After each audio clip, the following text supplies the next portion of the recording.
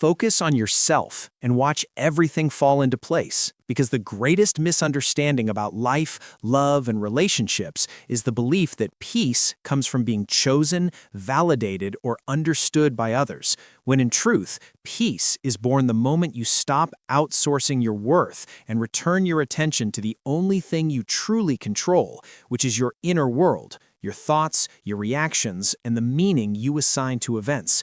Because from a Stoic perspective, the chaos of relationships does not break us, our attachment to outcomes does. And the ancient philosophers understood something modern society keeps forgetting, that when you build your life around how others treat you, you give strangers the power to disturb your sleep, your confidence, and your direction. And this is why Marcus Aurelius wrote that you have power over your mind, not outside events. Because the moment you internalize this truth, something subtle but profound begins to change. You stop chasing reassurance. You stop explaining yourself to people who have already decided how they see you. And you stop bending your boundaries just to keep someone close. Because Stoicism never taught emotional coldness. It taught emotional sovereignty, the ability to feel deeply without becoming enslaved by feeling. And this is especially important in relationships, where people often confuse love with self-abandonment, believing that giving more, tolerating more, and enduring more will somehow earn loyalty. But Epictetus warned that if you place your happiness in things you cannot control, you make yourself vulnerable by choice. And nowhere is this more evident than in love, where one unanswered message can ruin your mood, one change in tone can trigger overthinking, and one moment of distance can make you question your value, not because you are weak, but because you have unknowingly tied your self-worth to another person's behavior. And Stoicism steps in at this exact moment to say, pause, because the pain you feel is not caused by what they did, but by what you believed it meant. And when you focus on yourself, truly focus, not in an ego way, but in a disciplined, grounded way, you begin to separate who you are from how others treat you.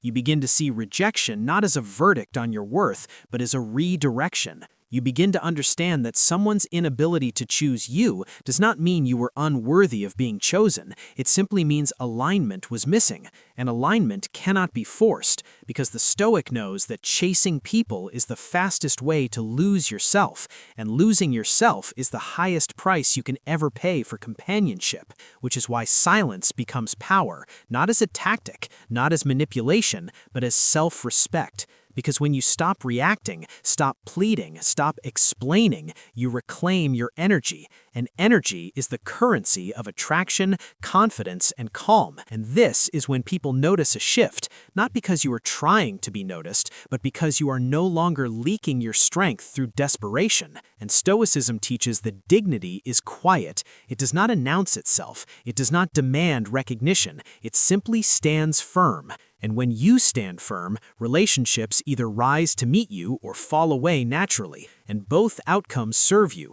because the Stoic does not fear loss, he fears dependence. He fears becoming so attached to an outcome that his peace becomes conditional, and conditional peace is fragile peace, easily shattered by another person's mood, attention, or absence.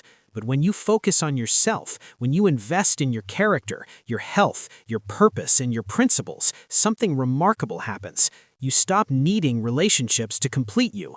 And this is the paradox, because the less you need, the more balanced and magnetic you become, not because you are playing a role, but because you are finally whole.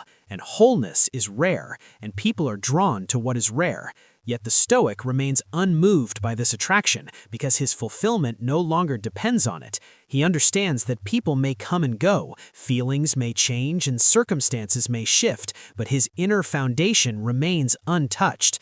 And this is why Stoicism is not about suppressing emotion. It is about choosing where emotion is allowed to rule. You feel sadness, but you do not let it define you. You feel love, but you do not let it erase you. You feel disappointment, but you do not let it poison your future. Because every experience becomes training, every loss becomes refinement, and every challenge becomes an opportunity to practice mastery over the self. And mastery over the self is the highest form of freedom, the kind of freedom that allows you to love without fear, to walk away without resentment, and to stand alone without loneliness, because you are no longer searching for someone to save you from yourself. You have already claimed responsibility for your own well-being. And when you do this consistently, day after day, thought after thought, choice after choice, life begins to reorganize around you, not because the world has changed, but because you have. And this is the quiet miracle Stoicism promises. Not instant results, not dramatic revenge, not proving anyone wrong, but an unshakable inner calm that no one can take from you. And from that calm flows clarity. From clarity flows confidence. And from confidence flows relationships that are healthier, stronger, and more honest, because they are built on choice rather than need. And even if no one stays, even if the road becomes solitary for a time, the Stoic understands that solitude is not emptiness, it is space. Space to grow, space to strengthen, space to become the kind of person who no longer fears abandonment because he never abandoned himself.